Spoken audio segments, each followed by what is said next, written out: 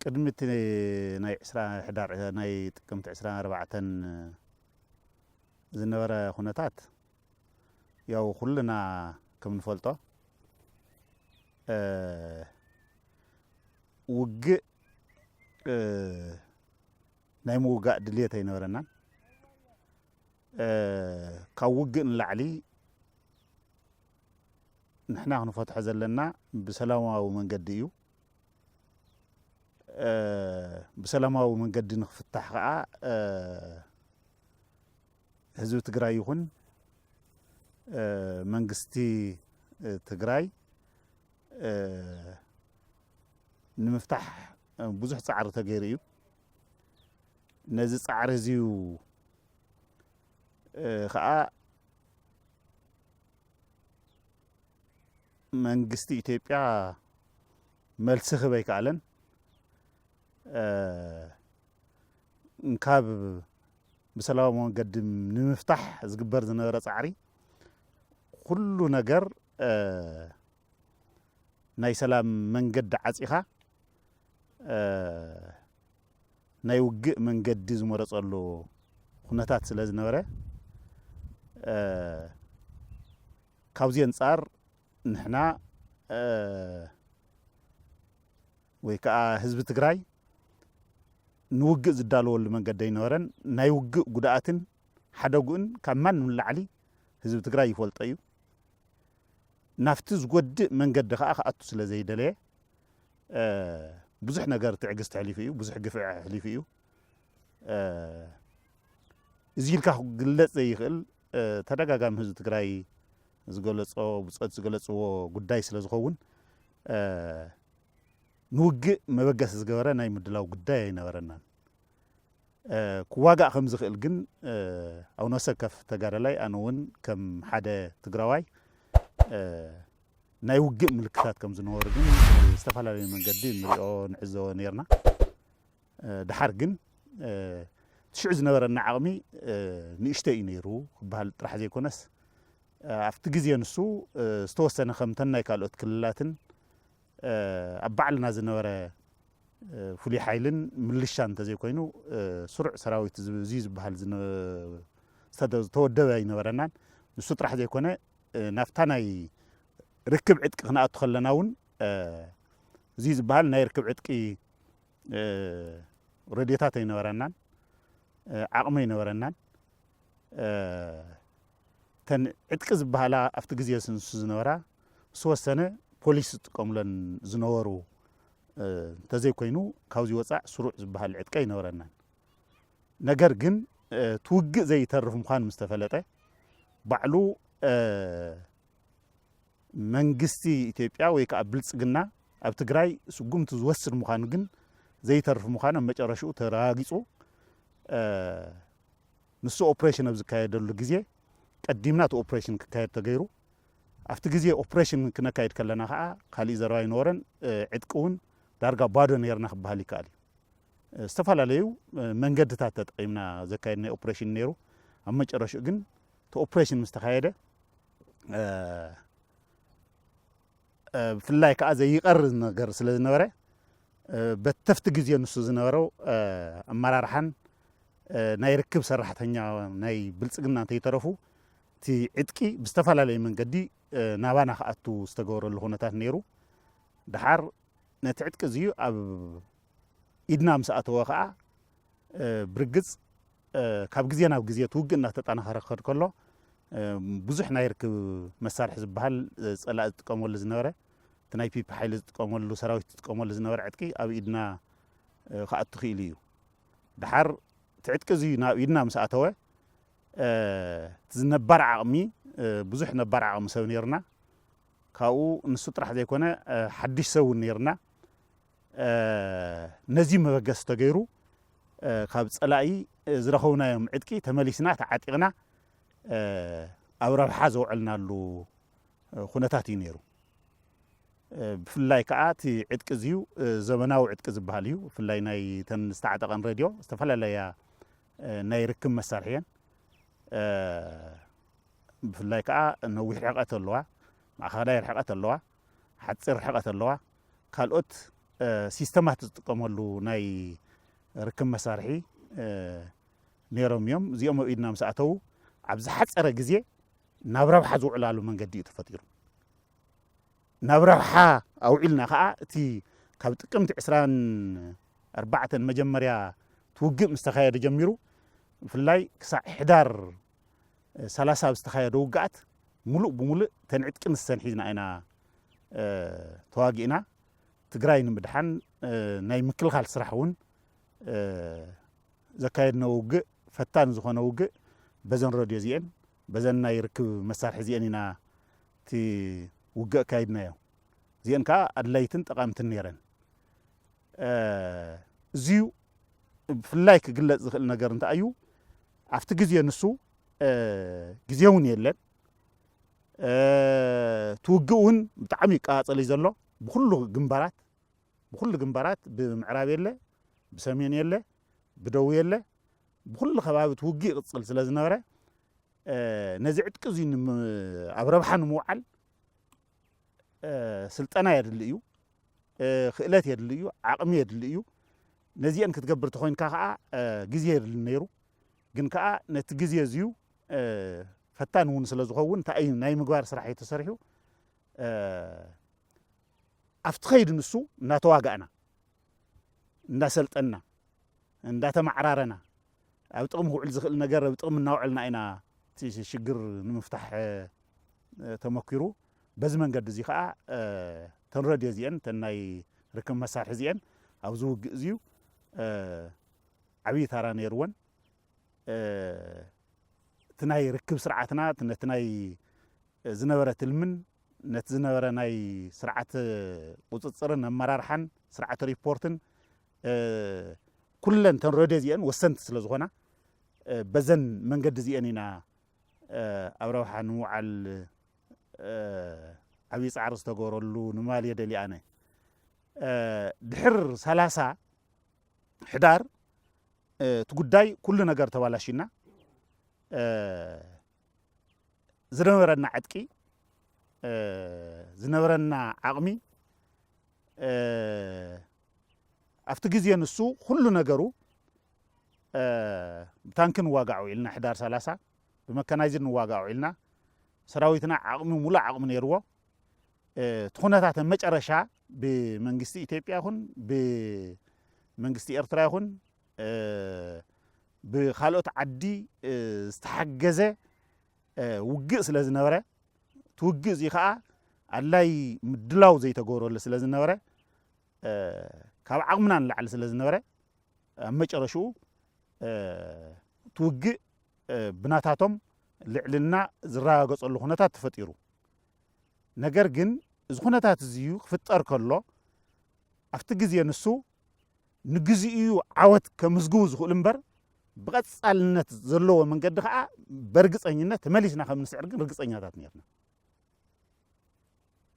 ርግፀኛታት ዝኾንናሉ መንገዲ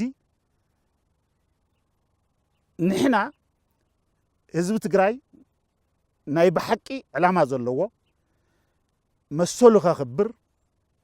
መውቱ ከኽብር ናፃነቱ ክሕሉ መንግስቲ ባዕሉ መሪፁ ዝመርሖ ኣካል ዝመረፀ ህዝቢ ክሳዕ ዝኾነ ነቲ ዝመረፆ ህዝቢ መንግስቲ ከዓ ዝመርሖ ኣነ ዝመርሕኒ እየ ዝመርፅ እምበር ንስኻ ንዓይ ዝሰየምካዮ ወይ ጎቲትካ ዘምፀኻዮ ኣካል ንዓይ ክመርሕ ይኽእል ዝብል ዕላማ ስለ ዝነበረ ነዚ ዕላማ እዚ ከሳኽዕ ኢሉ ዝቃለስ ህዝቢ ስለ ዝነበረ ዕላምኡ ከም ዘሳኽዕ ፈሊጡ ከምቲ ቅድሚ ሕዚ ዝግለጽ ዝነበረ ካብ ታሕቲ ተበጊስና ዋላ ቀስ በቀስ ኣቢልና እዚ ስርዓት እዚዩ ተመሊስና ክንውግዶ ኢና ህዝቢ ዓቕሚ እዩ መስመርና ቅኑዕ እዩ ሕቶና ቅኑዕ እዩ ስለዚ ነዚ ቅኑዕ መስመር እዚ ከዓ ተመሊስና ንዕውተሉ መንገዲ ክንፈጥር ኢና ዝብል እምነት ስለ ዝነበረ ዋላ ሽዑ ንግዚኡ ዘሽንፈሉ ኩነታት ይፈጠር ተመሊስና ግን ክንዕወት ከም ንኽእል ታሳቢ ጌርና ዝሰራሕናሉ እዩ ነይሩ ነዚ ክንሰርሕ ከለና እንታይ እዩ ኩሉ ናይ ሰራዊትና ዕጥቂ ብፍላይ ከዓ እተን ናይ ሬድዮ ዕጥቅና ዝበሃላ ተመሊስና እንጥቀመለን ምዃንና ስለዝፈለጥና ኣብቲ ግዜ ምፍራስ ኣብቲ ግዜ ብትታን እንታይ እዩ ተገይሩ ህዝቢ ትግራይ ብጣዕሚ ዓብይ ታራይ ነይርዎ እንታይ ገይርዎ ጀነሬተራትና ሬድዮታትና ካልኦት ናይ ርክብ መሳርሕታትና ብሙልአን እንታይ ኢና ገርናዮ ነቲ ህዝቢ ኢና ሂብናዮ ኣረኪብናዮ እቲ ህዝቢ ዘረከብናሉ መንገዲ ካሊእ ስለ ዝነበረ ኣይኮነን ፅባሕ ንሕና ክንኸውን ንኽእል ኢና ካልኦት ብፆት እውን ክኾኑ ይኽእል እዮም መፂኦም ግን ነዘን ንብረት እዚአን ስለ ንርከበን ተመሊስና ስለ ንዋግአለን እተን ንብረት እዚአን ናይ ህዝቢ ትግራይ ሃፍቲ እየን ናይ ህዝቢ ትግራይ ዓቕሚ እየን ሓደራ ቅምጥወን ተኽኢልኩም ቅበርወን ተዘይኽኢልኩም ኣብ በረኻ እትውወን እንተሰብ በዓልቲ እትውወን ሓላፍነት ናይ ባዕልኩም እዩ ዝብል መበገሲ ጌርና ነቲ ህዝቢ ይብናዮ ብፍላይ ከዓ ኣብ በዓል ዓድየት ክሳድ ዓኹ ባዕሉ ኣብ በዓል ንዓዴር ፃፅለ ኣብ ትረገይ ብዙሕ ንብረት በዚ ደረጃ እዚዩ ህዝቢ ክቕበለና ህዝቢ ከቕምጦ ክኢሉ እዩ እቲ ህዝቢ ብፍላይ ከዓ እቲ ወጣት ከዓ ሽዑ እንታይ ነይርዎ ትክክለኛ ኢኹም ሃውና በለ ብፀጋ ተቐቢሉ እንዳጎየ እንዲያ ምስ ግዜ እንዳጎየ እንታይ ገይሩ ፀላኢ እንተይመፀ ተን ንብረት እዚአን ሓዊእወን ገሊኡ በዓልቲ ሓዊእወን ገሊኡ ቀቢርወን ገሊኡ ኣብ ሓሰር እትይወን ዘን ንብረት እዚአን ምስ ሓበአን ግን ካሊእ ግዜ ስለ ዝነበረ ካሊእ ግዜ ስለ ዘለዎ ተመሊስና ስለ ንመፀ ኢልና ተን ንብረት እዚአን ግን እንታይ ገይርወን ካሊእ ግዜ ተመሊስና ንሕናን ካልኦት ብፆትናን ብሙልአን ተን ንብረት እዚአን ረኺብናየን ዘን ንብረት እዚአን ረኺብናየን ብኡ ልክዕ ካልኦት ተመሳሳሊ ብፆት በዚ ደረጃ ዝቐመጥዎ ስለ ዝነበረ ትዕጥቅና ኣብ ህዝብና ኣቐሚጥና ዝኸድናሉ መንገዲ ነይሩ ድሓር ግን ድሕር ምብትታን ግን ቀስ በቀስ ኣብ ተሓሳስ መጀመርያ ተመሊሱ ተበቲኑ ዝነበረ ሓይሊ ባዕሉ ተወዲቡ ተሰባሲቡ ብጣዕሚ ውሕድ ተጋዳላይ ዝነበረ ደረጃ ብደረጃ ዓቕሚ እናፈጠረ እንደገና ተወዲብና ንዋገአሉ ኩነታት ተፈጢሩ ድሓር እዚ ዓቕሚ እዚዩ ቀስ በቀስ እናበለ ምስ ተፈጠረ ሓደ ተወቲኑ ዝነበረ ተጋዳላይ ሒዝዎ ዝነበረ ዓቕሚ ናይ ርክብ ዓቕሚ እናተሰብሰበ መፅዩ ካልኣይ ከዓ ትውግኣት ድሕር ሕዳር 30 ምፍራስና ተመሊስና ታሕሳስ 19 በዓል ዕዳጋ ዓርቢ ምውጋእ ጀሚርና ታሕሳስ 19 ውግእ ምስ ጀመርና ሓደ ሽዑ ናይ ክፍለ ጦር 33 ካብ ጎንደር መፅዩ ንዓዲግራት ክሓልፍ እቲ ብርጌድ ዝመፀ ናይ መካናይዝድ ብርጌድ ሙሉእ ብሙሉእ ክድምሰስ ተገይሩ ሙሉእ ብሙሉእ ዝተደምሰሰ ኣብዚአን ዝረኸብናየን ዕጥቂ ኣለዋ ሒዝናየን ሸዓ ኩለን ዓይነት ሬድዮ ረኺብና መበገሲ ኮይና ናና ድሓር ቀፂሉ ከዓ ኣብ በዓል ወርቃምባ ተዋጊእና ኣብአን እውን ዝተወሰና ዕጥቂ ረኺብና ቀፂሉ ኣብ ሰግሊ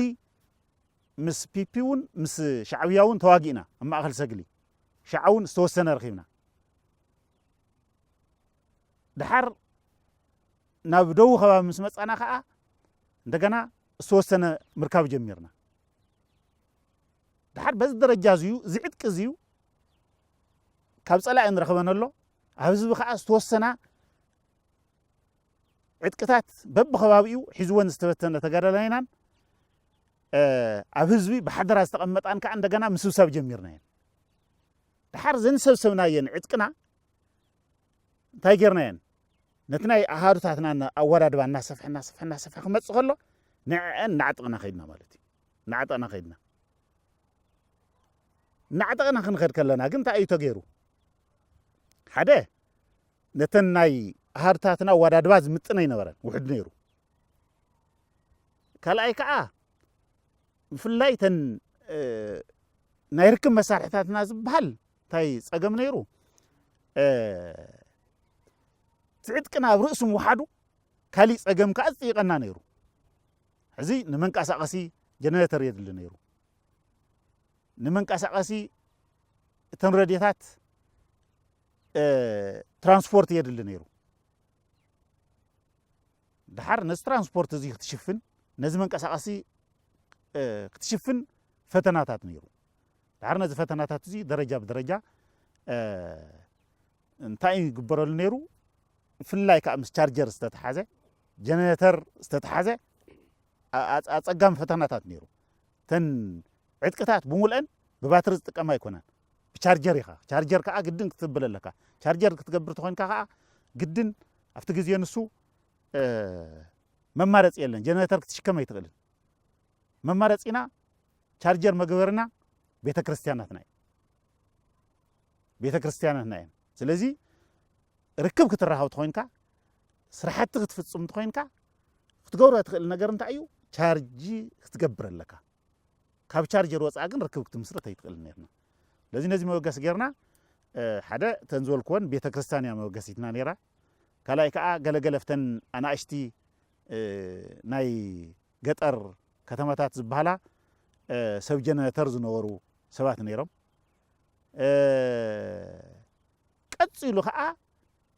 ድሓር ከም መማረጺ ዝወሰድናዮ ኣብ ገለገሊኡ ዋላ ጸላእ እንሃለውን ናፍቲ ጸላእ ዘለዎ ቻርጅ ክገብሩ ተጋደልቶም ሊቁና ነእትወሉ ግዜ ነይሩ ኣምሊቁና ስእቲና ቻርጅ ገይሮም ዝወጽሉ ግዜ ነይሩ ዋላ ምልሻታት ዋላ ካብ ባዕሎም ቶም ህዝቢ ዝገብርሉ መገዲ ነይሩ እዚ ጉዳይ እዚ ብጣዕሚ ፈታን ነይሩ መጨረሻ ግን ምሽቸገረና ድሕሪ ዕዳጋ ዓርቢ ዘካና ውግእ እንታይና ጌርና ተመሊስና ዝረኸብናየን ዝማረኽናየ ጀነሬተራት ነይረን ኣብ መጨረሻ መማረጺኡ ጀነሬተር ብወጣት ተሸኪምካ ምኻድ ነይሩ هو መንእሰ ባዕሎም ካብ ቦታ ናብ ቦታ እናተንቀሳቐሱ ንኣብነት ካብ ዕዳጋ ዓርቢ ንጻኢ ካብ ጻኢ ንወርቂ ኣምባ ካብኡ ንሱ ጥራሕ ዘይኮነስ ንገርዓልታ ንሓውዝን ከባቢ ንነበለት ክንከድ ከለና መብዛሕትኡ ትወጣት ባዕሉ ምንም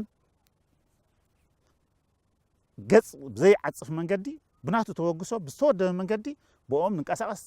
ንጥቀም ነርና በዚ መንገዲ እዚ ምፍታሕ ጀሚርና ካብኡ ቀጺልና ንሱ ጥራሕ ዘይኮነስ ናይ ካሊእ ናይ ትራንስፖርት ኣክሰስ እውን ምጥቃም ጀሚርና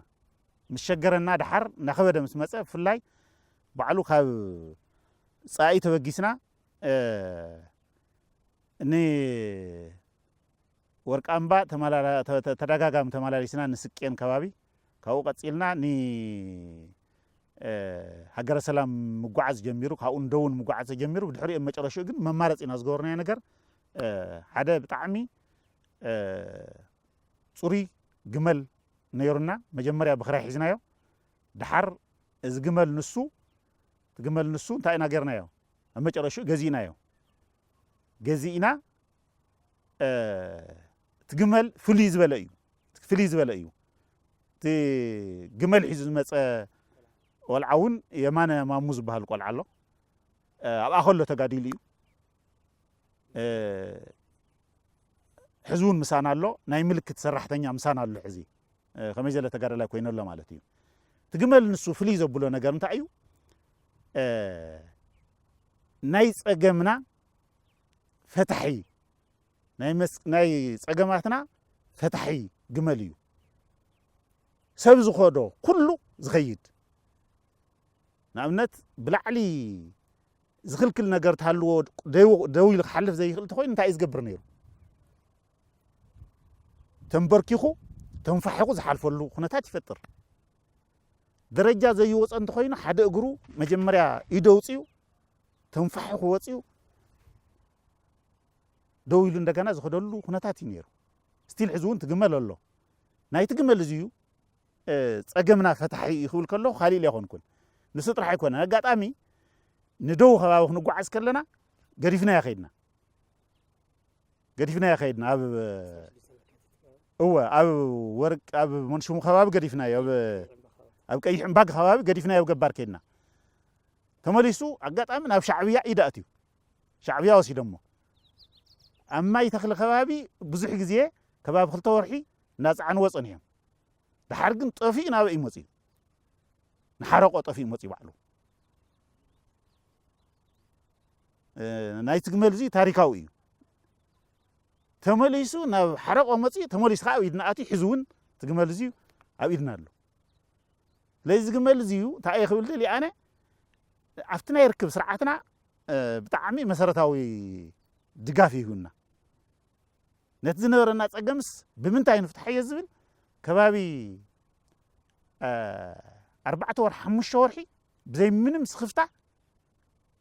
ቻርጀር እውን ሽግር እኒአና ወሓደ ኣሎ ጀነሬተር ሒዝካ ግን ኩሉ ግዜ ቻርጀር ጌርካ ነቲ ሰራዊትና ድጋፍ ንበሉ መንገዲ እዩ ነይሩ ባይዘወይ ንሱ ጥራሕ ኣይኮነን ነይሩ ፀገምና ናይ ነዳጅ ሽግር እውን ነይሩ ነዳጅ ካበይ ትምፃእ ዝብል ነገር ከባድ ነይራ ግን ህዝብና ካብ ዝነበረ ተሳትፎን ተወግሶን ታበይ እዩ ዘምፅእ ነይሩ ካብ ከተማ ይልኸልና ብኡ ጌርና ንጥቀመሉ መንገዲ ነይሩ ስለዚ ትርክ ናይ ርክብ ስርዓትና ዝበሃል ናይ ርክብ መንገድና ንምምስራት ቀጻልነት ዘለዎ ንምክያድ ፈተና ነይሩ ነቲ ፈተናታት ግን በዚ መንገዲ እዚ ንምፍታሕ ዝተመኮረ ነገር ነይሩ ክብል ደልየ ኣነ ድሕር እዚ ጉዳይ እዚ ግን እንታይ ኮይኑ ቀፂሉ ብፍላይ ኣብ በዓል ዋጅራት ሰፊሕ ውግእ ምስ ኣካየድና እቲ ኩነታት ናብ ራያ እውን ወሪድና ኣብቲ ግዜ ንሱ እንደገና ዕጥቂ ረኺብና ኢና ዝሓሸ ዕጥቂ ረኺብና ድሓር ግን እቲ ኩነታት ክቕመጥ ዝኽእል ነገር ቅድሚ ንሱ እውን ናይ በዓል ወርቀዲኖ ናይ ደው ከባቢ ነይሩ ኣብቲ ግዜ ንሱ ብጣዕሚ ፈታኒ ነገራት ነይሩና እዩ ሕዚ ተፈታኒ ጉዳይ እንታይ እዩ ኣብቲ ግዜ ንሱ ደወው ዝነበርናሉ ግዜ ጀነሬተር ሒዝና ኢና ግመል ሒዝና ኢና ቻርጀር ሒዝና ኢና ግን ቻርጅ ንገብረሉ ግዜ እውን ኣይነበረናን ቻርጅ ንገብረሉ ግዜ ኣይነበረናን እንታይ ኮይኑ ካብ ዴላ ተበጊስና ንቀይሕ እምባ ከይድና ካብ ቀይሕ እምባ ተመሊስና ካብ ቀይሕ እምባ ተመሊስና ቦራ ከይድና ዝተወሰነ ቻርጅ ገርና ቀፂልና ነቕሰገ ከይድና ዝተወሰነ ቻርጅ ገርና ቀፂልና ካብኡ ተበጊስና ናበይ ክንቆርፅ ደልና ንኮረም ክንፅእ ማይ ማዕዶ ከይድና ካብኡ ተመሊስና ናበይ ወሪድና ናብ የፃ ወሪድና ኣብ የፃ እውን እንደገና ተመሊስና ቀፂልና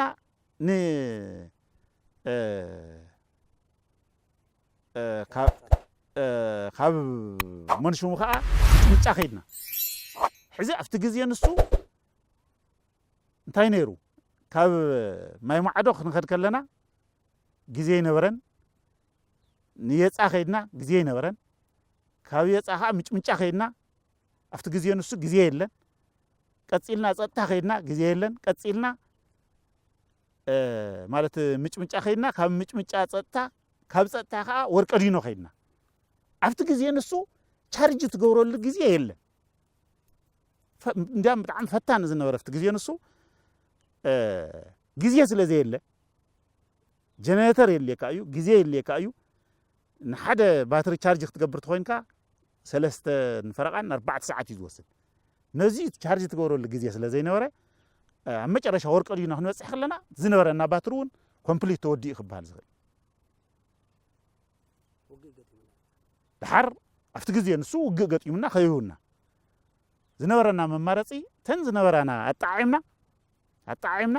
ተን ዝነበረና ኣጣዒምና ካብ ዘለዎ ደሊና ኣብ መጨረሻ እታ ውግእ ክትካየድ ተገይራ እቲ መማረፂ መፍትሒኡ ቻርጅ ጥራሕ ዘይኮና ዝተወሰና ብባትሪ ዝሰርሓ ሬድዮ ነይረናና በተን ብባትሪ ዝሰርሓ ዝነበራ ሬድዮ ኣጣዒምና ነቶም ዋና ዋና ፍታት ተልእኮ ዝነበሩ ናብአን ሽፍቲ ጌርና እታ ሽግር ንምፍታሕ ተኽኢላ ብድሕሪኡ ኣብ ዘሎ ጉዳይ ዝተረጋገአ ኩነታት ተፈጢሩ ይኽብል ደልየ ኣነ ስለዚ ኣብቲ ዝነበረ ኩነታት ናይ ርክብ ስርዓት ንምስራት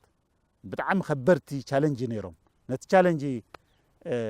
ዝገጠመና ከቢድ ፀገም ከዓ ንምፍታሕ ዝተገበሩ ፃዕርታት ነይሮም ንምባል እየ ክገልፅ ደልየ ኣነ ድሕሪኡ ከምቲ ዝበልክዎ ግን ድሕር እቲ ናይ ወርቀዲኖን ድሕር እቲ ናይ ዋጅራት ውግእን ግን ድሓን ተነፃፃሪ ዝተረጋግዐ ኩነታት ፈጢርና ተመሊስና ናብ ውደባ ናእትወሉ ኩነታት ዓቕሚ ንፈጥረሉ ኣሃድናትና ነስፍሐሉ ብኡ ልክዕ ከዓ እቲ ናይ ኣሃዱታትና ናይ ምስፋሕ ስራሕ ክስራሕ ከሎ እቲ ናይ ርክብ ስርዓትና እውን ከምተን ዝበልክዎን ሓደተን ተዓጢቕናየን ዝነበርና ዓጥቂ ኣለዋ ብዝበለፀ ከዓ ኣብ ኩሉ ከባቢ ዘሎ ኣብ ህዝቢ ዝተበተነ ዕጥቂ ናይ ምስብሳብ ስራሕ ኢና ሰሪሕና በዚ ደረጃ እዚዩ ብዙሕ ዕጥቂ ሰብሲብካ ኣሃዱትናትና ክዕጠቓ ተገይረን እየን ድሕርዚ ናይዚ ምዕዳቕ ጉዳይ ከዓ ሰፊሕ ድሕሪ ምድላዋተን ምግባር ከዓ እቲ ናይ በዓል ዓዲ ዓሽር ናይ 7 ሕጉም ናይ በዓል የጭላ ውግእ ተኻይዱ ድሕሪ እዚ ውግእ እዚ ምክያድ ከዓ ሓደ ኣብቲ ውግእ እዚ ከቢድን ተቓፃፃልን እዩ ነይሩ ንዕኡ ዝሽከም ስርዓተ ርክብ ንምምስራት ተኻኢሉ እዩ ምድላዋት ተገይሩ ነይሩ ቀፂሉ ከዓ ኣብቲ ግዜ ንሱ ብጣዕሚ እኹል ብዝበሃል ዕጥቂ ካብ ፀላኢ ረኺብና ኢና እዚ ከዓ ተመሊስና ናብ ጥቕሚ ንምውዓል እቶም ቅድም ዝበሉ ንምግላፅ ዝመርክዎም እቲ ነባር ዓቕምናን ሓደሽቲ ሰልጠንቲ ትወጣትና የእቲና ነቲ ናይ ርክብ ስርዓትና ዝሽከም ዓቕሚ ስልጠና ኣብቲ ስልጠና ከዓ ብዋናነት ዕላማ ዘለዎ ሓላፍነት ዘለዎ ፅቡቕ ክእለትን ብቕዓትን ዘለዎ ሞያ ዘለዎ ተኣማኒ ዝኾነ ጅግና ዝኾነ ልክዕ ከምቲ ካሊእ ሰራዊትና ጅግና ዝኾነ ናይ ምልክት ኣባል ብምፍራይ እቲ ናይ ዝተኻየደ ውጋእ ከምቲ ካሊእ ናይ ሰራዊትና ኣካል ተሸኪሙ ዝኸይድ ናይ ርክብ ስርዓት ፈጢርና ኢና ንብል ድሕሪ እዚዩ ከመይና ዓቕሚ ፈጢርና ዝብል ነገር ፍላይ እቲ ዓቕሚ ዝተፈጠረሉ መንገዲ ኩሉ ትግራዋይ ከምቲ ዝፍለጥ ኩሉ ትግራዋይ ብምዃኑ ንናይ ትግራይ ድሕንነት ኢሉ ዝኣተወ ኣካል ኣሎ እዚ ዝኣተወ ኣካል ከዓ ሓደ እቲ ነባር ዓቕሚ ተጋደላይና እዩ ኣብቲ ሞያ ንሱ ዝፀንሐ ኣሎ ብጣዕሚ ብዙሕ ሰብ ኣብቲ ሞያ ንሱ ዝፀንሐ ኣሎ ካልኣይ ከዓ እቲ መንእሰ ኣሎ ዓዱ ከድሕን ናፍቲ ምግዳል ዝኣተወ ኣሎ ኮይሉ ዝኣተወ ኣሎ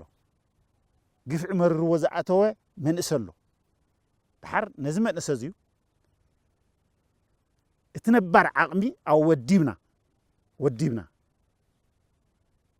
ትልመውፂና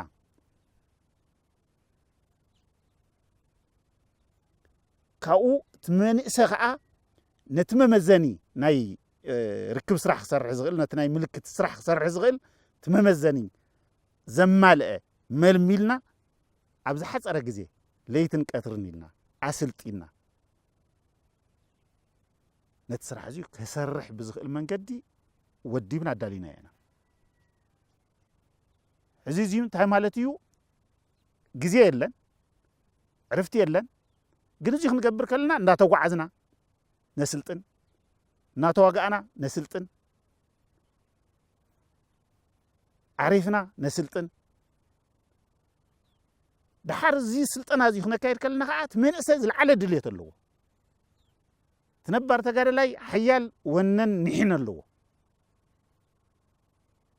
ዓብዪ ሕራነን ህልኽን ስለ ዘለዎ ዝፀላእ እዚ እንተየጥፋእካ ሰላም የለን ዝብል መበገስ ስለ ዘሎ እንታይ ኮይኑ ብምልኡ ነንሕድሕዱ ብዝለዓለ ወነን ተበግሶን ዘስልጥን እውን ዝስልጥን እውን ምርዳእ ፈጢሩ ዓቕሚ ፈጢሩ እተን ኣብቲ ነባር ዝነበረ ዓቕሚ ናበይ ክሓልፋ ተገይረ ናፍቲ ሓድሽ ስልጥን ዘሎ ሰብ ክሓልፍ ተገይሩ ስለዚ ብምልአን ተነፍቲ ነባር ዘሎ ዓቕሚ ዘለዋ ሶፍትዌር ናብ መን ሓሊፋ ናፍቲ መንእሰ ክትሓልፍ ተገይራ በዚኣ ልክዕ ከዓ እታ ስራሕ ብዝሓሸ መንገዲ ክስራሕ ክኢልዎ እዩ እቲ ኣወዳድባ እውን ኮ እናሰፍሐ ክኸድ ከሎ ካሊእ እኮ ኣይኮነን ተወዳድባ እናሰፍሐ ክኸድ ከሎ تناي قدمي إذ نبرة طرح زي كونس ولا ناي جنبار شفرة زكايدنا يو وجه نزيه وجمت توا مدلواتي تغيرو حزي تزلنا ورادوان استفتر ورادوان استفتر عقمن تمجمر ياز نبرن تحزلو ناي أحد صفحاتنا عقمتاتنا تاي خوينو خالي ينيرو قدم خالي ينيرو حز خالي يزلو أفت جزيه نسو دعم وحدات كوينا وحدات كوينا صلعي نغوينا نوعل نحنا مول ليت تغعز نحضر صلعي خا تግራይ ኩላ ጽርግያ ስለ ዝኾነት ንስ خا ንግሆ ዝጉዕዝ ሓደርናዮ አንጊዩ ናብ ትጉዕዝ ሓደርናዮ ተመሊስ ዝኣትወና ይነሩ ሕዚ ግን ካሊ እዩ ሰፊሕ አሃዱ ይዘለና ሰፊሕ ወዳድባ ይዘለና አፍቲ ግዜ ንሱ ዝለዓለ ዕጥቅና ብሬን ይነሩ ዝለዓለ ዕጥቅና ድሽካ ይነሩ ሕዚ ግን ተወዳድዋና ናይተን አሃዱ ስፍሓት ጥራሕ ዘይኮነ كل جزء عتقنا كاب صلاتنا خصع زخونه ناي صلا عتق زنبره بمولو حزتا انا خوينا بمكانايزدات استودوا احد يزلنا ስለዚህ አፍት ጊዜ ንሱ ሰብ ስናይፐር ሰብ ብሬን ሰብ ዲሽካ ዝነበርና ሕዝንታ ኢና ሰብ መዳፍዒና ሰብ ታንኪና ሰብ መካናይዝዲና ስለዚህ ተብጸላ ዘሎ ዓቅም ብሙሉ አባዕልና ኣሎ ምንያቱ ናትኩ ዕጥቅ ዝነበረ ኢና ምጽና ታዕጢቅና ያዘልና ስለዚህ በዚ ደረጃ እዚ ነዚ ዕጥቅ እዚ ዕጥቅ እንተኮይና ትናይ መጀመርያ ዝነበረ ዓቅሚ ኣይኮነን ጥራሕ ዘልየና ማለት እዩ ስለዚህ ተኮይኑ ነተን ናይ አሃደ ወዳድባ ሽከም ዕጥቅ የድልየና እዩ ሓይሊ ሰብ የድልየና እዩ ማያተኛ የድልየና እዩ በዚ ልክዕ ከዓ እኩል ብዝኾነ መንገዲ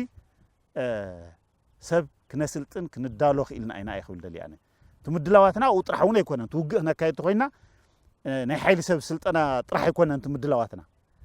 ትምድላዋትና ናይ ዕጥቂ ምድላው ኣሎ ትዘሎ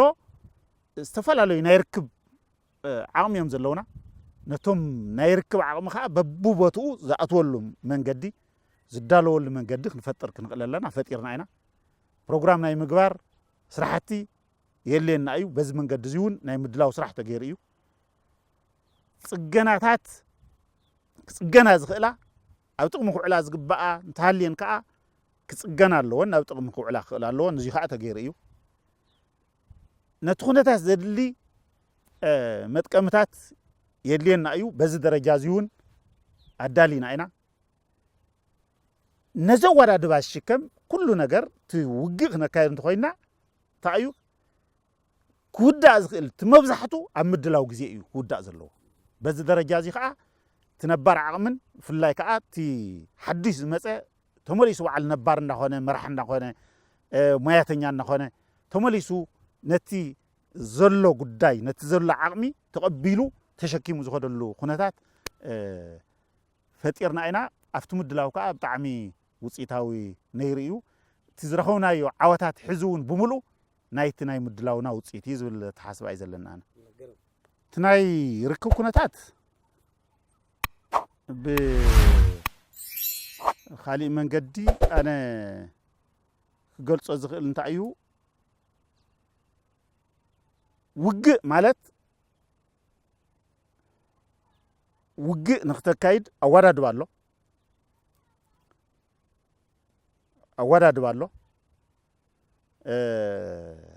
ዓቕሚ ኣሎ ስልጠና ኣሎ ሳይነስን ጥበብን ኣሎ ስለዚ ኣብቲ ነካይዶ ውግእ ዓብዪ ታራ ዘለዎ ስርዓተ ርክብና ተተስተኻኺሉ ጥራሕ እዩ ውግእ ጥበብ እንድዩ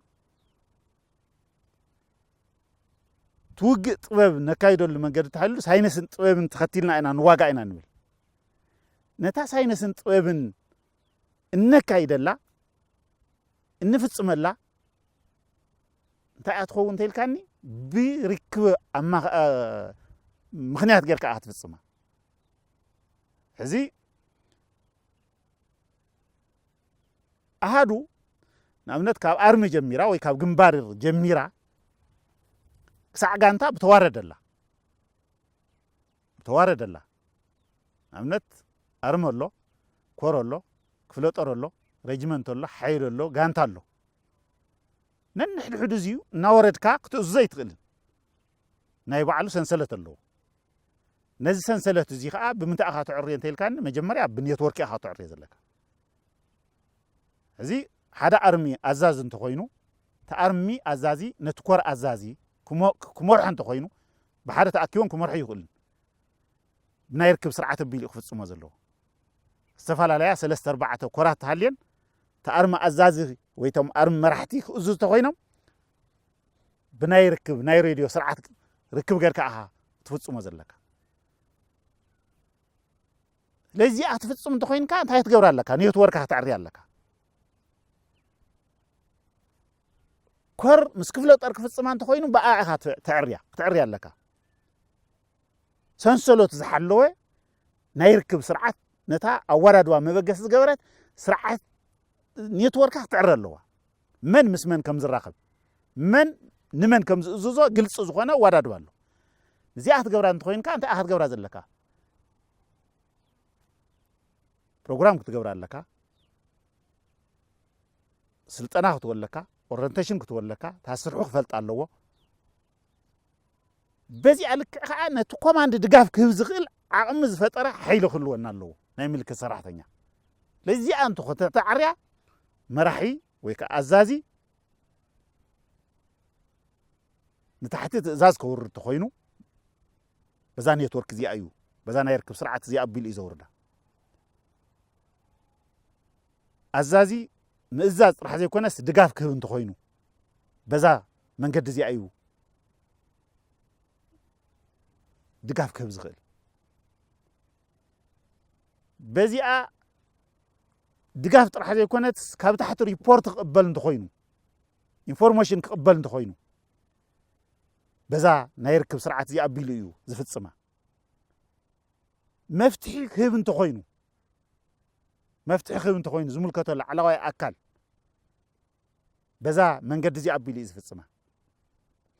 ጎድናዊ ኣሃዱ ናይ ካሊእ ኣሃዱ ክህሉ ይኽእል እዩ ንኣብነት ሓደ ኣርሚ ኢለን ተወሲደ ወይ ሓደ ግንባር ኢለን ተወሲደ ካሊእ ጎድናዊ ኣሃዱ ተሃልዩ በዛ መንገዲ እዚኣ ኣቢሉ እዩ ዝተኣሰር ስለዚ ጽፉፍ ናይ ስርዓተ ርክብ እንተሃልዩ ጽፉፍ ናይ ኣመራርሓ ሰንሰለት ይህልወና ምንም ዕንቅፋት ዘይብሉ ምንም መሰናኽል ብዘይብሉ መንገዲ ኣብ ግዜ እውን ፍጥነት ይህልዎ ኣብ ፅሬት እውን ትርጉም ይህልዎ ብኡ ልክዕ ኸዓ ሳይነስን ጥበባትናን ብኣግባቡ ተፈፂሙ ዓወትን ጥራሕ ይረጋግፅ ካብ ፀላኢ ዝበለፀ ልዕልነት ከዓ ተረጋግፅ ማለት እዩ ስለዚ ይርክብ ብጣዕሚ ወሳኒ እዩ ኣብ ነካይዶ ውግኣት ኣብ ውግኣት ጥራሕ ዘይኮነ ካብ ውግኣት ወፃኢ እውን ኣብ ኩሉ ኣብ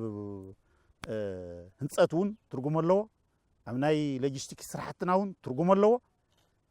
ኩሉ ነገሩ ኩሎም ናይ ርክብ መማረፅታትና ዝበሃሉ ተጠቂምና ንፍፅሞ መንገዲ እዚ ክንፍፅም ከለና ብምሉኡ ሓደ ዓይነት ናይ ርክብ መንገዲ ወይ ሓደ ዓይነት ስልኪ ጥራሕ ኣይኮነን እዚ ንኣብነት ብዙሓት ናይ ርክብ መማረፅታት ኣለውና እዚቶም ብዙሓት ናይ ርክብ መማረፅታትና ንብሎም እንታይ እዮም ሕዚ ነዊሕ ርሕቀት ኣሎ ኣብዚኣ ኮይንካ ንጭፍራ ኣብዚኣ ኮይንካ ንትግራይ ኣብዚኣ ኮይንካ ንወልድያ ኣብዚኣ ኮይንካ ንራያ ክትራኸብ ኮይንካ ሓደ በተን ሓፀርቲ ሬድዮ ጌርካ ክትራኸብ ይትኽእል በተን ማእኸላይ ጌርካ እውን ዘይክትራኸብ ትኽእል ኢኻ ግን በብደረጅኡ በብርሕቀቱ ዝምጥን ናይ ርክብ መማረፂ ዝበሃል ኣለውና ነዊሕ ርሕቀት ኣሎ ብፍላይ ነቲ ላዕለዋይ መራሒ ዝጥቀመሉ እዩ ማእኸላይ ርሕቀት ዝበሃል ኣለዉ ሓፂር ርሕቀት ኣለዉ ካልኦት ናይ ርክብ መማረፅታት ከዓ ኣለዉ ንኣብነት ከም ስልኪ ወዘተ ዝመሰሉ ከዓ ኣለዉ በብደረጃው እንጥቀመል ኣሎ እዚ አክሰስ እዚ ተጠቂምና ትርጉም ዘለዎ ናይ ርክብ ስርዓትና ነራግጸሉ ኩነታት እዩ ዝፍጠር እዚኦም ክንፈጥር ተኮይና ከዓ ኩሎም ዞም ዝለካ ዘለኹ መንገዲ ምንጭና ማለት ሪሶርስና ካብይና ንረኽቦም ተይልካኒ ብምልኦም ካብ ጸላእትና ንረኽቦ ዕጥቂ እዩ ረኺብናየ ከዓ ንረኽቦ እውን ኣለና ማለት እዩ እዚ ካብ ጸላእ ክንረኸበን ከለና መጀመርያ ሬድዮታት በቦትኡ ክተእትዎ ኣለካ እዚ ኩለን ዕጥቅታትና ብመሰረቱ ካብ ጸላእ ዝረኸብናዮ ዕጥቂ እዩ ቀደም ቲፒኤልኤፍ ዘመረትና እንታይ እያ ዕጥቅና ካብ ጸላእትና እዩ ስንቅና ካብ ህዝብና እዩ ብኡ ልክዕ ህዝብና ተወዲቡ ቅልበና ኣሎ ኣጆኹም ይብለና ኣሎ የግልግለና ኣሎ ብኻሊእ መንገዲ ከዓ ዕርድታትና ከዓ ጎቦታት ዓድና እዮም ለዚአን ስለ ዝኾና ካብ መጀመሪኡ ጀሚሩ ቅድሚ ኣብ ናይ ጥቅምቲ 24 ዝረኸብናዮ ዕጥቂ ኣለና ካብ ጸላእ እዩ ድሕሪ ብደረጃ ዘካየድናዮ ውግእ ኣሎ ካብ ዕጥቅና ካብ ጸላእትና እዮም ብዝበለፀ ከዓ ድሓር ባዶ ተሪፍና ዝነበርና ተመሊስና ካብ ጸላእትና ቀስ በቀስ ኣቢልና ኣብ መጨረሻ ከዓ እቲ ናይ በዓል ዓዲ ዕሽርን 7 ሕጉምን የጭላን ጽቡቕ ዕጢቑና ጥራሕ ዘይኮነ ተን ኣሃርታትና ነገና ሰፊሕን ደረጃ ብደረጃ ከዓ እንታ ኮይኑ ቀፂሎም ዘሎ ውግኣት እንታይ ጌርናዮ ባዕሉ ኣብ ዓፋር ዘካየድናዮ ውግኣት ብዙሓት ረድዮ ረኺብና ኢና ካልኦት ኣሃርታት እውን ኣብ በዓል ቆቦ በቲ ደረጃ ንሱ ረኺበን እየን ኣብ በዓል ወልድያ ዝተካየደ ውግኣት በቲ ደረጃ ንሱ ብጣዕሚ ብዙሕ ዕጥቂ ተረኺቡ እዩ ሕዚ ከዓ እንደገና ዝበኣሰ ኣብ በዓል ጭፍራ ዝተካየደ ውግእ እንድያም ጸላኢ እንታይ ይኮይኑ ዘሎ ሕዚ ዝነበሮ ዕጥቂ እናሕደግና ስለ ዝወዳእና እንታይ ይኮይኑ ሕዚ ጸላኢ ካሊእ ዕጥቂ እዮም ጽዩ እንደገና ካሊእ ዕጥቂ እዮም ጽዩ ንምንታይ ካሊእ ዕጥቂ ምጽዩ እቲ ዝነበረ ዕጥቂ ተወዲኡ ተን ዝነበራ ተን ሲስተም መብዛሕተን ኣብ ኢድና እትየን እየን ተን ማእኸላይ ረድዮ ዝበሃላ ሃሪስ ዝበሃላ መብዛሕተን ኣብ ኢድና እትየን እየን ተን ሃንዲሄል ዝበሃላ መብዛሕተን ኣብ ኢድና እትየን እየን እቶም ኣሃርታት ተደጋጋሚ ስለ ተደምሰሱ እንታይ ናብ ምንታይ ኣትዩ መማረፅ ስለ ዘየለ ተመሊሱ ካሊእ ረድዮ ናብ ምግዛእ ኣትዩ ሕዚ ከዓ ብጣዕሚ ብዙሓት ረድዮ ኣብ ጭፍራ ረኺብናየን ዘለና ልዕሊ 150 170 ረድዮ መብዛሕተን ካሊእ ሓድሽ ዕጥቂ እዮም ጽዮን ዘሎ ኦልሞስት 80% ከባቢ 85% ሓደሽቲ ዕጥቂ እየን መጽየን ዘለዋ ሓደሽቲ ዕጥቂ እየን መጽየን ዘለዋ ለዚ ኩሉ ዕጥቅና ካብ ምንታይ እንተ ኢልካዮ ካብ ጸላእትና እዮም ረድዮ ጥራሕ ኣይኮነን ወላ ጀነሬተር ንሰን ጥራሕ ኣይኮነን ተን ካልኦት ቅድም ዝገልፀን ዝነበርኩ መካናይዝዳትና ካብ ጸላእቲ እዮም ብረታትና ብምልኡ ካብ ጸላእቲ እዮም ጥይትና ኩሉ ካብ መን እዩ ካብ ጸላእ እዩ ስለዚ ብኡ ልክዕ እንታይ እዩ ኮይኑ ተን ናይ ርክብ መሳርሕታትና ሙሉእ ብምሉእ ካብ ጸላኢ ዝረኸብናየን እየን መጀመርያ ብሬጅመንቲ ብሓይሊ ብክፍለ ጦር ሞይትረፍ ሕዚ ብጣዕሚ ብዙሓት ኣርምታትን ኮራትን ክፍለ ጦራትን ግንባራትን ሒዝና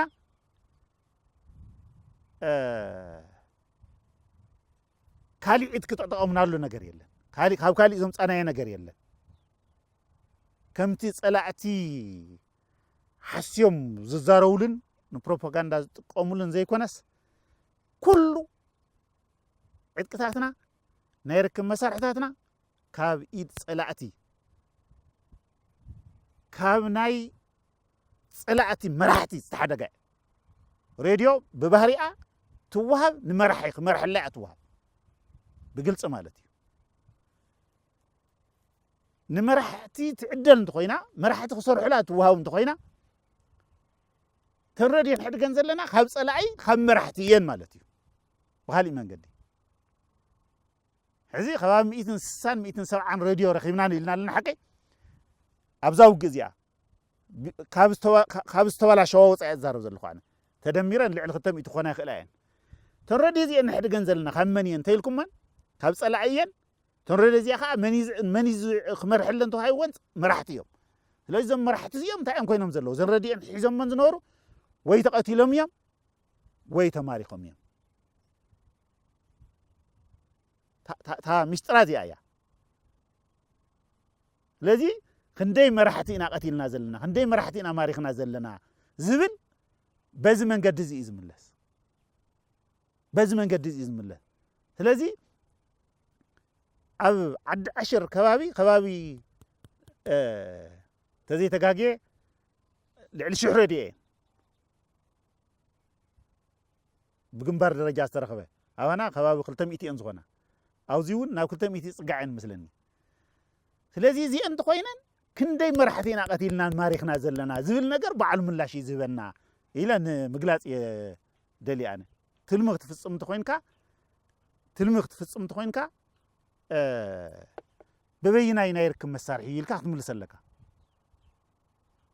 سلازي وقز بهالكا تلمز بهالكا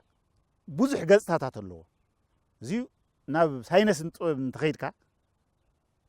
توم ساينس نطوبنا نزبهالو تايم زي قدن زابع خون الله ما اخل سحوته زابع مزبع زبهالو كا خالي يكون ناي صلاي وانا حيل زبهال زطفولو مالت تخصو خون يخليو امرار خون يخليو بوتا خون يخليو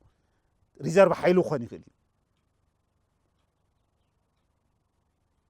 إذا تاوج بمزبع طرح يكونت متودا تاوج بزح غصتات الله تمزبع انت تفصيما قدن ناي من دمساس عمقتل تفطر الله كدمساس الله كتدوس لك كتمارخ لك كتقتل لك كتبتن لك طرح زي كونس تمليس كاون دغانا تاخون الله كتودب لك كتدال لك وجز بهالاخا كلن بزح عينت ناي وج خيد الله زي ناوج تغسغس تخوينكا قدن تزغسغس زل حيلي نايركب سرعه كتولك نايركب سرعه قدميا كتولك ناي مكل خال سرحها الله ناي مكل خال سرح تسرح تخوينكا توجينا مكل خال زلو احدو تاي تغورو قدميا تاركب نعوتو مالت اب سبران مزبعن زلو احد تحلي خا كل ነገር دو تبلمو تاي يخون تمغسغاز زنبره اوج انت اتيو تناي سبرا سرح سرح وي كا تناي مدمس ناي مزبع سرح سرح مچس حمشه شدشته كورنت حلينانا كلن زن احد زين افتوج افتا مسبار كساتفا يانلكا ክትحسب يتقلن سلازي كافتن حمشه كور حدا كور افتنا يسبرا غزيه ساتف انتحليو تنكالوتن قدميا يتريئن قدميا انت يغورو مرحي تمرحو كله نتانا يسبرا سرح مرحلو تأزازي لذي أمرح أنت خوينو تاركون قدميا نعوم تغورو تنكالوتم وي بخالي تتأناقدم وي تاخون الله بزي منم واج بزي منم رابشا تايخون نخالي تقول أخو يدالو الله مالتي لذي تاخولا تاني يركب سرعتنا تايتخون الله مجمريا نتسباري ويكا نتمزاوع عكال يوهاب مزاوع عكال سرين تودين تايتخون الله قصل بالمنيو قصيلو دمساس أكليو تناي دمساس أكل تايتخون قصيلات هاب مزبع زنبرت نايركب سرعت استعدق عدقلو استغاللو نيتوركلو قصيلكا نعو قدمياتو نتدمساسي افتا غزيان ساعت مزاع زنبرت اي زغبر زلو داغمو ودبا اي زكايد زلو داغمو ودبا يكايدلو خاليتو لو خيدادو ስለዚህ تناي مدمساس سرعت زكايد زل أكل تايتغورو سرعة ركو أقدمك نعوتو كل نجار በአልክ ታምድም ሳስተተቢላካ እንታይ አላ ናይ ምግላስ አላ ውግእ ናይ ምልዓል አላ ዕጥቂ ናይ ምልእ አሎ አሃዱ ናይ ምውዳብ አሎ አመራርሓ ናይ ምትካ አሎ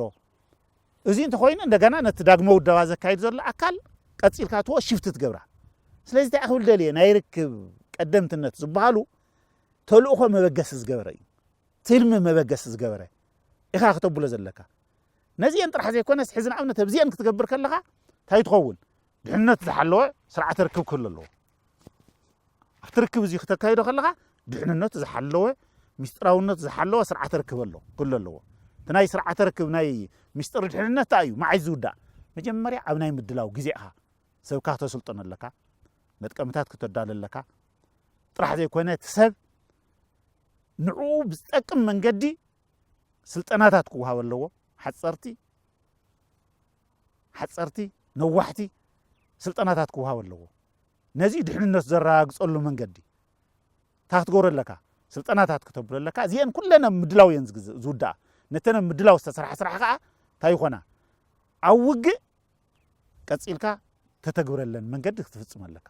ስለዚ ኣብ ዝካየድ ውግእ እንታይ ክኾን ኣለዎ ድሕንነቱ ዝሓለወ ኩሉ ቴክኖሎጂ እዩ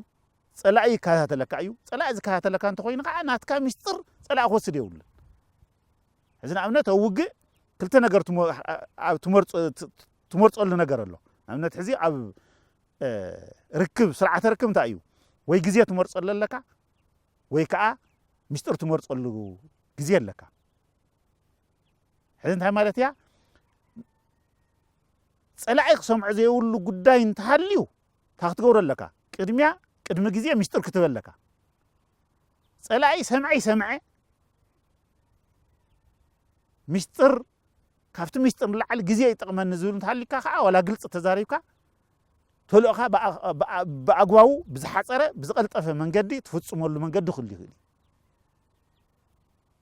እቲ ኩነታት ይውስኖ እየ ኣብቲ ግዜ ንሱ ክብል ደልየ ኣነ ስለዚ ምስጢር ትመርፀላ ወቕተላ ግዜ ትመርፀላ ወቕተላ ስለዚ ነካይዶ ናይ ርክብ ስርዓትና ግን ካብ ፀላኢ ዝተኸወለ ዝተሰወረ ድሕንነቱ ዝሓለወ ምስጢራውነት ዝሓለወ ናይ ርክብ ስርዓት ክምስረት ኣለዎ ነንሕድሕዱ በዚ መንገዲ እዚ እቲ ዓንቶ መጀመርያ ዝገለፅክዎ እቲ ነባር ዓቕምን ተሓድሽ ዓቕምን በብደረጃኡ ዘሎ መራሒ ኣመራርሓን ነዚ ዝፈለጠን ነዚ ተገንዘበን ኣካል ይኾን ዘለዎ ዝብል ሓሳብ እየ ንምግላፅ ዝደልየ